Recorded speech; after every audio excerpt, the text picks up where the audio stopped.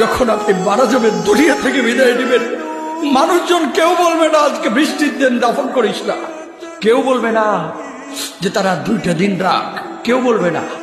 কবরের মধ্যে যখন নিয়ে যাওয়া হবে, আপনার স্ত্রীর কথা মনে পড়বে, আপনার সন্তানের কথা মনে পড়বে, আপনার বাবার কথা মনে পড়বে। সবচাইতে বেশি কষ্ট আপনাকে যে জিনিসটা দেবে, কি নিয়ে কবরে ঢুকলাম, কেন সুদ খাইছিলাম, কেন ঘুষ খাইছিলাম, কেন কবরের জিন্দেগির জন্য প্রিপারেশন নেই নাই। দুনিয়ার জিন্দেগিতে একটা মামলায় ফেসে গেলে সুপ্রিম কোর্টে যাওয়া যায়, উচ্চ আদালতে যাওয়া যায়।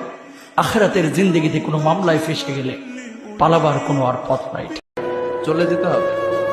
দালান ঘর, বাড়ি ঘর, টাকা পয়সার জন্য পাগল হয়ে থাকে আমরা, কিন্তু এটা আমার আসল ঘর নয়। যেই গোসলখানাটারে আমি এত সুন্দর করে টাইলস করে ইটালিয়ান ফিটিংস দিয়ে বানালাম, আমার জীবনের শেষ গোসলটা কি ওই গোসলখানায় হবে? কথা বলেন, যেখানে লাশ ধোয়ায় ওইখানে আমার গোসল হবে। এগুলো আমরা ভাবতে চাই না। কবরের জীবনটা আসল জীবন। কবর জগতে কোনো রং নাই, কবর জগতে কোনো স্বাদ নাই, কবর জগতে কিচ্ছু নাই, মাটি আর মাটি। হ্যাঁ, যদি আপনি মালিককে খুশি করে যেতে পারেন, অন্ধকারটাও আলোকিত হয়ে যাবে। কষ্ট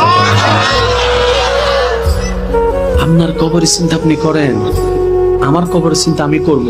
আপনি আমাকে বেশি থেকে বেশি উৎসাহ দিতে পারবেন, ভাইয়া কবরটা সাজাইলা, সারা জীবন শান্তিতে থাকতে পারবেন। এটা হচ্ছে মুসলমানের নিয়ম। বলেন, কবর প্রতিদিন ডাক দিয়ে বলে আনা বাইতুদ দুধ। প্রত্যেকের কবর প্রত্যেককে ডেকে বলে, ও আল্লাহর বান্দা, জানো আমি পোকামাকড়ের ঘর, পোকামাকড়ের ঘর। তুমি তো সেই বান্দা যে একটা মশা কানের পাশ দিয়ে উড়ে গেলে তোমার ঘুম বন্ধ হয়ে যায়, চোখ মিলে যায়। একটা মশার গুনগুন আওয়াজ সহ্য করতে পারো না।